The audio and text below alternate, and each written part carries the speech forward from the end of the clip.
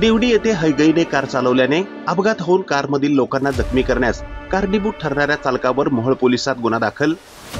मोहोळ तालुक्यातील देवडी येथे कार त्याचा क्रमांक MH42 AH 0577च्या अज्ञात चालकाने कार पुण्याच्या दिशेने घेऊन जात असताना हयगईने रस्त्याच्या परिस्थितीकडे दुर्लक्ष करून निष्काळजीपणाने भरधाव वेगात कार चालवल्याने रस्त्याच्या खाली गाडी पलटी झाली।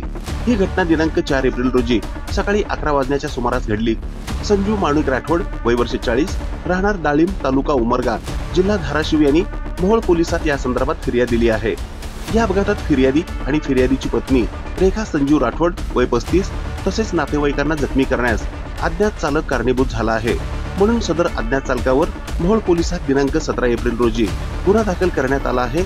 अधिक तपास पोलीस हवालदार क्षीरसागर हे करीत असल्याची माहिती मोहोळ पोलिसांकडून गुरुवारी पत्रकारांना देण्यात आली आहे।